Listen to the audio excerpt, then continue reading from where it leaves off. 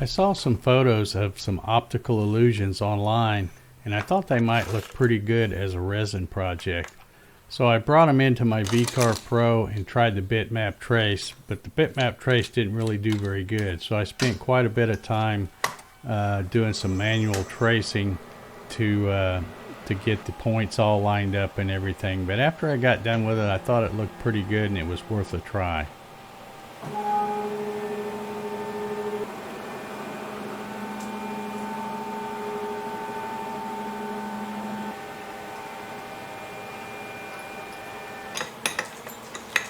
I figured this would give me a good chance to try out the downtown Genie bit that I got from Cadence Manufacturing and Design. Cody was nice enough to send me a Genie bit, compression bit, and the downtown Genie, which is a down spiral. So I'm putting that in here and setting the Z and getting ready to try this out on the first pocket.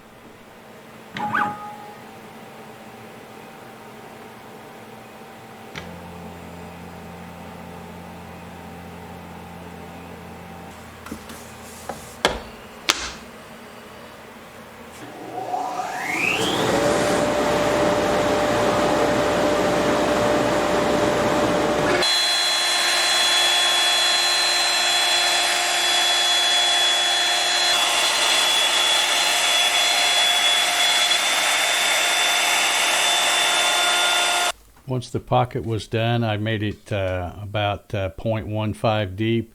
It was time to mix up some epoxy resin and put in some black pigment just to put down a black base.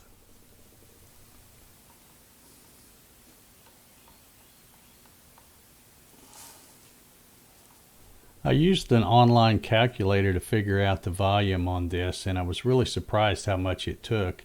And then when I started mixing it up, I really didn't have a large enough container. You might have saw that I used an empty coffee container to try to make it, and I really had to add a little bit more, which then kind of put some swirls in it, which I wasn't crazy about, but I thought, well, we'll give it a try and see how it looks.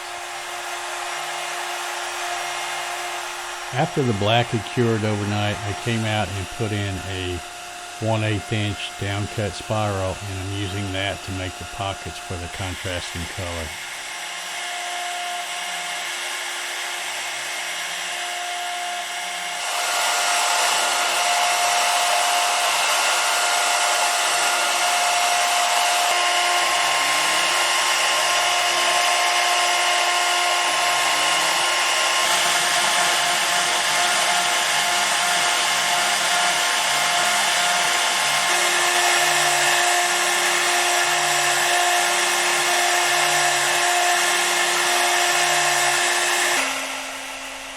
Once all those pockets were done, I put in a 45-degree engraving bit to go around the edge to get the nice sharp corners so I'd get good points connecting all the contrasting colors. I'm getting ready to change over the bit to my surfacing bit, and it was at this point when this project started to go south really fast.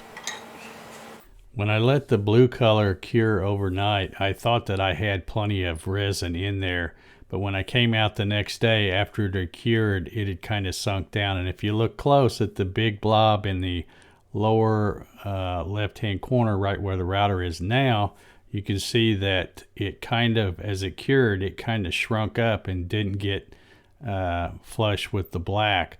So the problem that made was when I went to surface it, in order to get it all surfaced so that it looked correctly, you would cut too deep, and then you would start to have a black gap in between where the points were supposed to touch. And for this optical illusion to work really well, you need those points to touch. So to make a long story short, I wasn't happy at all with the way the blue came out since the points weren't touching. So I decided my only option was to just start over, and I didn't film all of this, but I did come back the next day and put the down cut spiral in and recut all of the resin completely out of it and just make another pocket. And here you see I've gone with a different color, and you can see that I made for sure that I got plenty of resin on there, so that this time it was going to be flush after I surfaced it here. So because I piled it on so thick, it actually ran over and almost got this piece stuck to the table, but fortunately I was able to get it pried up, and I had to keep sneaking up on it with the surfacing bit, come down just a little bit, because like I said, you need those points to touch exactly, or the illusion just doesn't look correct.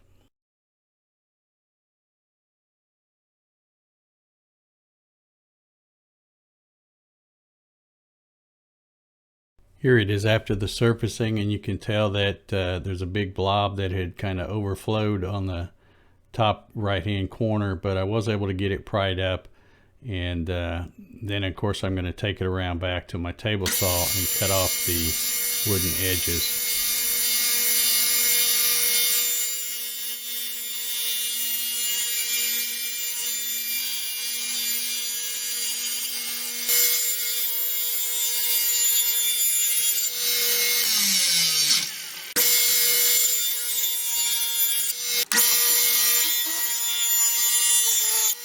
I also put a layer of clear epoxy on top of the black and orange, and it made it so shiny it makes it difficult to take a picture without getting all the reflections. But another thing I noticed that the black, if I do that again, I'll put a lot more black pigment in, because I don't think I put enough in there, and it kind of got some swirls in it that I'm not crazy about. But all in all, it came out okay. If you like this video, please leave it a thumbs up, and if you haven't subscribed to my channel already, hit the subscribe button down below, and make sure you hit the little bell so you get notifications every time I upload a new video. And also, you can check out my live stream show, Hobby CNC with Dave.